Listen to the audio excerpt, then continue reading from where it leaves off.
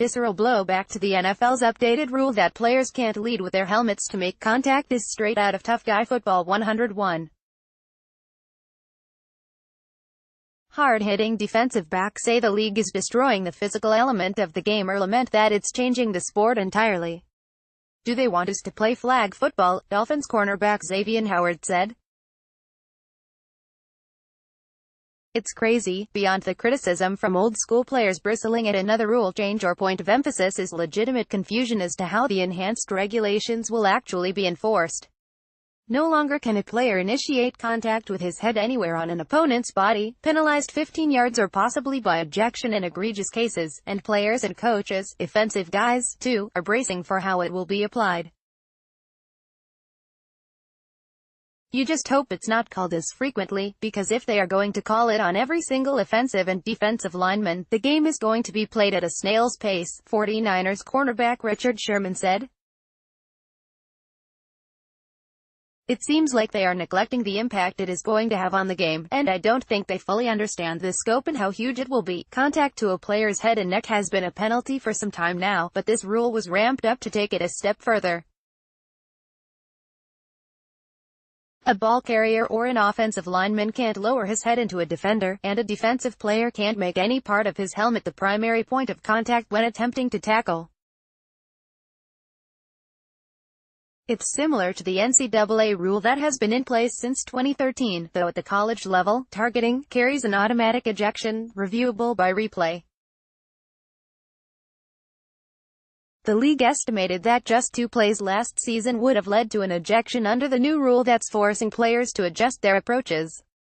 It's really hard to change the way you've been playing after 20 years, Cowboys safety Jeff Heath said. You're not always thinking about where you're hitting somebody. You're just trying to get them down.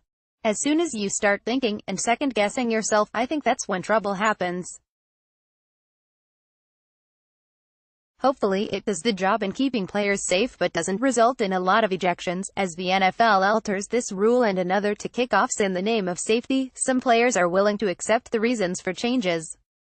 Denver's 3-time All-Pro linebacker Von Miller said, "They've put in rules to take care of all the players, as well, so I'm good with all the rule changes." Seahawks coach Pete Carroll said he used to fight the evolution of football like an old dog, but has come to accept changes in the name of doing the right thing for players. He expects there to be a wide application of the enhanced helmet rule and doesn't consider it such a bad thing. I think it's across the board because it can happen multiple times on any play, where guys use the top of their helmet, Carroll said. We're just getting out of it. It's really about going back to really good shoulder leverage play.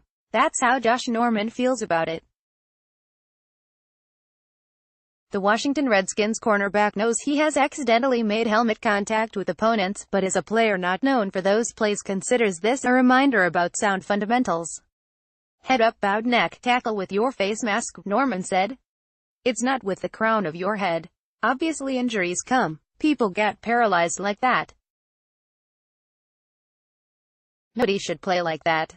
To get the message across, coaches Anthony Lynn of the Chargers, Doug Marrone of the Jaguars, Dan Quinn of the Falcons, Mike Vrabel of the Titans and Todd Bowles of the Jets each narrated a clip-by-clip video illustrating how the enhanced rule affects a different position group: running backs, offensive linemen, defensive linemen, linebackers and defensive backs.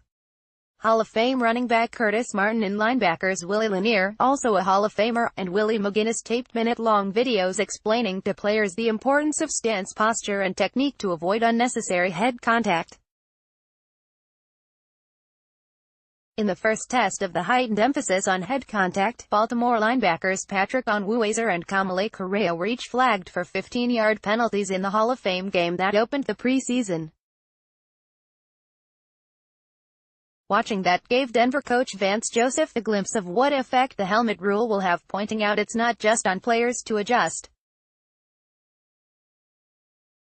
Coaching that part, in my opinion, is going to be the tough part, not the defenders, Joseph said. That's been taught and that's been coached for a long time, with the offensive guys using their stiff arm and putting the ball in the proper hand, using their shoulders versus their head. It's going to take teaching. It's going to take some trial and error and games for players and officials to realize how it will actually be called. Veteran Bills linebacker Lorenzo Alexander figures it could happen somewhere on the field on any play, so he and his teammates will try to toe the line between watching out for it and not thinking so much that it proves costly. You can't really change your mindset, Buffalo safety Micah Hyde said. That's when you start playing passive, and you start giving up stuff. I don't know, it's kind of hard to explain. It's kind of when your ankle's hurt, you tape it, you're thinking about it, and then you might hurt something else. It's the same along those lines. You can't really think about it, just go out there and play football, AP Pro Football writers Skylar Dixon, Josh Dubow, Arnie Stapleton and Teresa M. Walker, and sports writers Gennaro C. Armas, Tim Booth, Dave Ginsburg, Dennis Wazik Jr., John Wara and Stephen Wine contributed. ___ For more NFL coverage, https://appnews.com/tag/nilfootball and http://www.twitter.com/app_NFL close. Get the Globe's updates on the Patriots for free. Get Point After, delivering Patriots game stats and the inside scoop right to your inbox. Thanks for signing up.